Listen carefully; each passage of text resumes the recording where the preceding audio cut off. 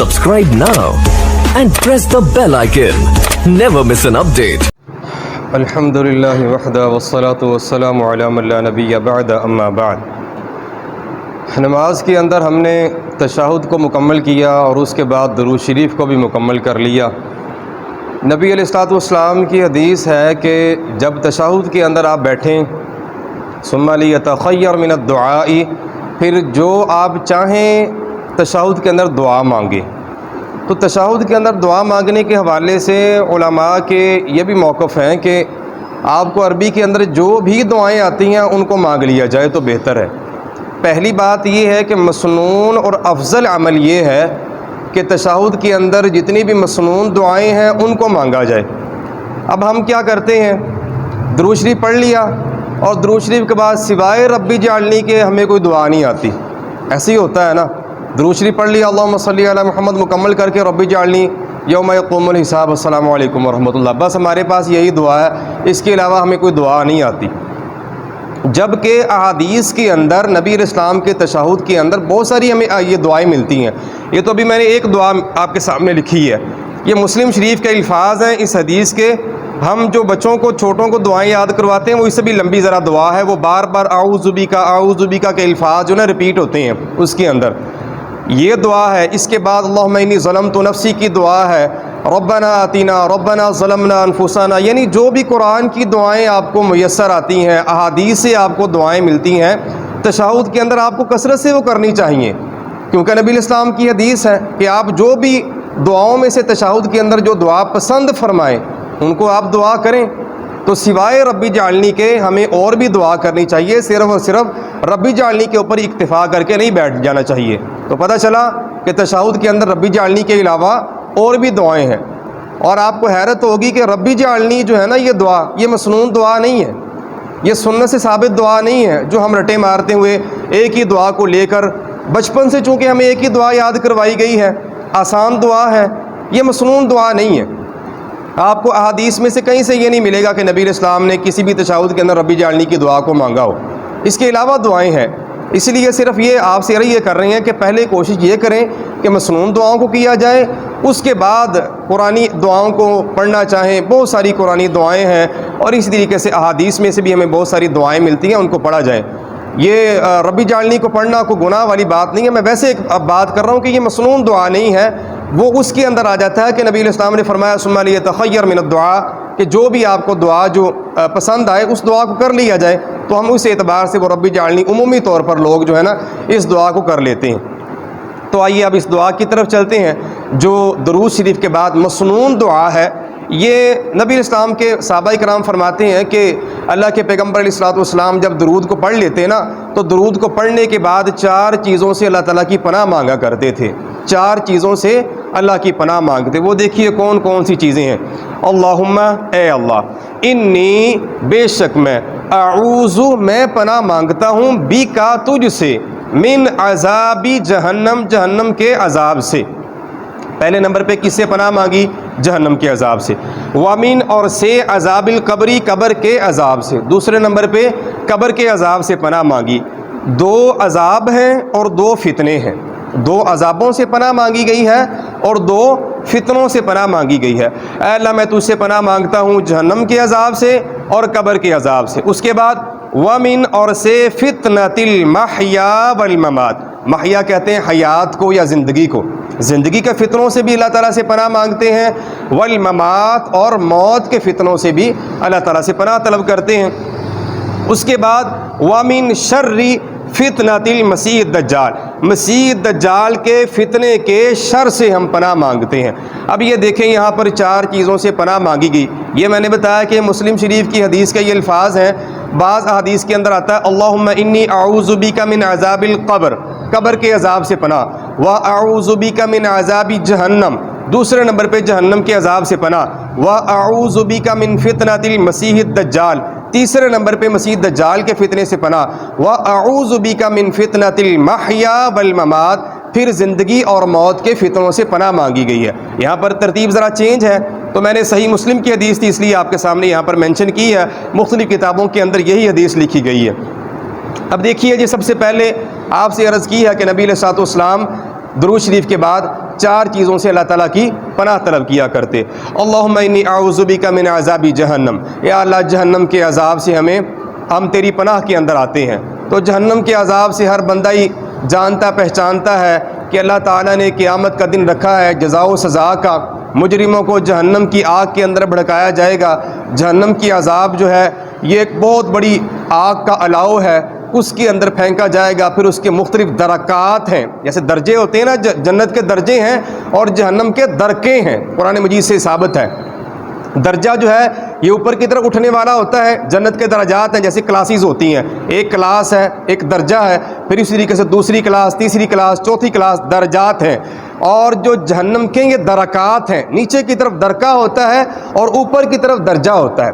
تو اللہ تعالیٰ سے ہم پناہ مانگتے ہیں، یا اللہ جہنم کے درکات سے ہم تیری پناہ مانگتے ہیں کہ ہمیں ان المنافقین فی الدرک الاسفل من النار، منافق جو ہیں یہ جہنم کے سب سے نچلے درکے کے اندر ہوں گے، جہاں پر جہنمیوں کی آگ ہوگی، جہنمیوں کا خون ہوگا، جہنمیوں کی پیپ ہوگی. نعوذ باللہ.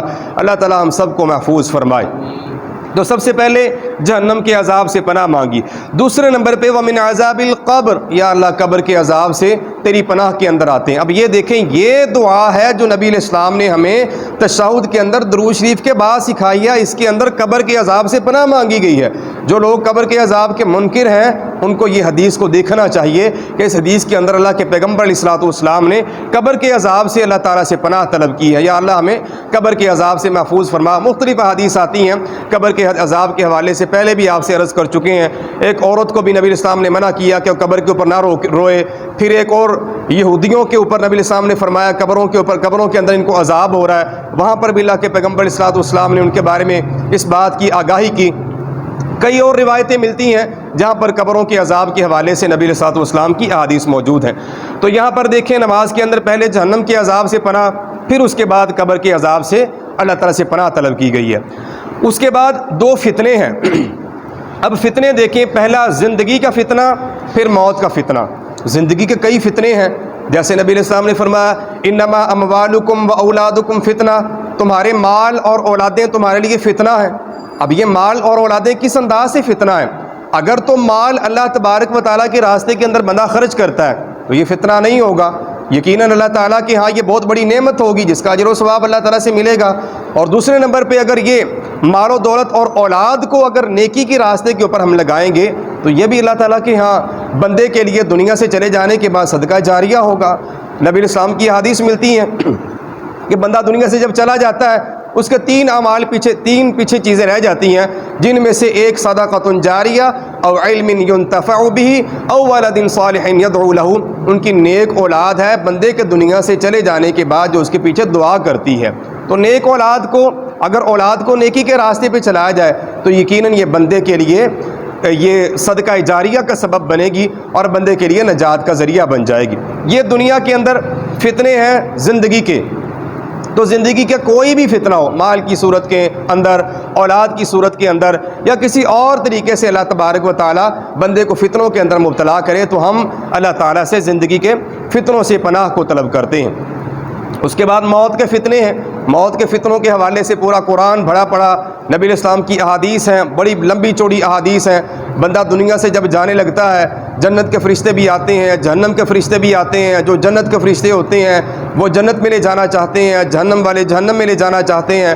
جہنمی جو ہے وہ بندہ جب بہت سارے برے اعمال کرنے والا دنیا کے اندر ہوتا ہے ان کو جہنم کے گندے ترین ٹاٹوں کے اندر اس کی روح کو لپیٹ کر بدبودار روح کے اندر اس کو لے جا کر اور جہنم کے اندر اس کو پھینک دیتے ہیں. کئی اور روایتیں اسی طریقے سے ملتی ہیں. قرآن مجید میں ہے کہ فرشتے جب بندے کی روح کو نکالنے لگتے ہیں، اگر وہ بدکار بندہ ہوتا ہے، برا بندہ ہوتا ہے، تو اپنے پروں کو پھیلاتے ہیں، اپنے بازوؤں کو پھیلا کر کہتے ہیں اخرجوا انفسکم، اپنی جان کو باہر نکال، الیوم تجزون عذاب الہون، آج تجھے رسوائی کا، ذلت کا عذاب دیا جائے گا.